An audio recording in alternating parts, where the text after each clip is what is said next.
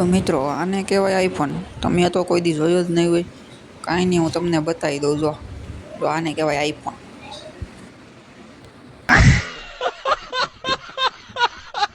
તો મિત્રો આપણે આઈફોન લઈને આપણે માતાજીને અગરબત્તી કરી નાખીએ અને માતાજીને પગે લાગી લીધા અને આપણે આજે વિડીયો ચાલુ કરી દીધો હવનના પોરમાં.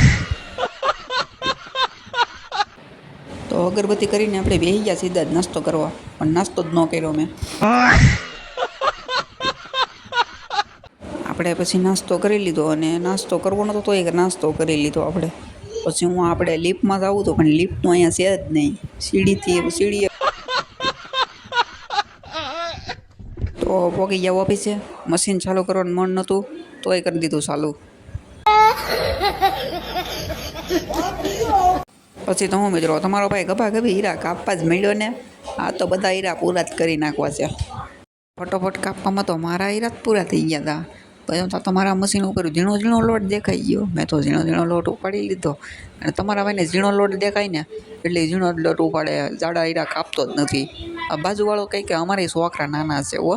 મેં કીધું હવે લેને હોય, અમારે તો ઝીણા હીરા દેખાય એટલે ઉપાડવાના જ હોય. કોઈના ભાગમાં જ ન આવવા દીધા મેં. પછી તો હું મિત્રો લોટ પૂરો કર્યો થતો 8 પણ વાગી ગયા હતા અને તમારા ભાઈએ ફટોફટ કરી દીધું મશીન બંધ. અને આજે આપણે હીરા કાપ્યા હતા મિત્રો 400 હીરા. તો આજે આપણે જો આ 2 લોટ છે એ ઓફિસમાં જમા કરાવવા જવાના છે અને સીધું નાથી ઓફિસમાં જવાનું હોય. પણ મારો વિચાર એવો છે આજે કે આપણે હીરા જમા કરાવવા નથી જવા. અહીં લિફ્ટમાં જવું તો મિત્રો અહીંયા લિફ્ટ છે તો હું પગથિયાં ઉતરું છું, કારણ કે થોડીક કસરત પણ થાય. એટલે લિફ્ટમાં જવાનું નહીં મિત્રો. જ્યાં લિફ્ટ હોય ત્યાં નહીં જવાનું, જ્યાં ન હોય ને ત્યાં જવાનું.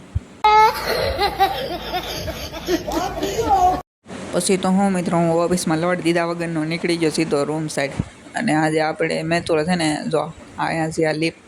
આપણે આજે લિફ્ટમાં નહોતા આવ્યા કારણ કે આજે આપણે પગથિયાં ઉતર્યા હતા. થોડીક કસરત પણ થાય એટલા માટે આજે આપણે પગથિયાં ઉતરીને આવ્યા હતા.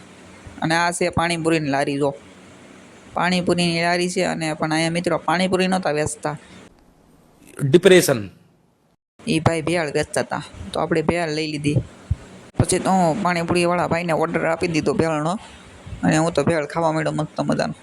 ભાઈ પાણીપુરાવાળા ભાઈ છૂટા નહોતા. એ ભાઈ પાસે મેં કીધું લાવો ભાઈ છૂટા, મારે ઘરે જવું છે. એક તમારે વિડીયો બંધ કરવો હોય ને એમાંય તમે છૂટા ન આપો. પછી તો મને છે ને મિત્રો રસ્તામાં શરમ બહુ આવે વિડીયો ઉતારવામાં. તો એ ખબર વગરનો મેં મારો વિડીયો ઉતારી લીધો. બધા મારા સામું જોવા મળ્યા, બોલો લ્યો કે યુટ્યુબર આવ્યો. પછી તો હું મિત્રો ધીમે ધીમે હાઈલો ગયો.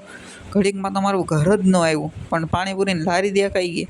પણ આપણે ખાવી નહોતી, જો કે આપણે પહેલાં ખાઈ લીધી છે પાણીપુરી.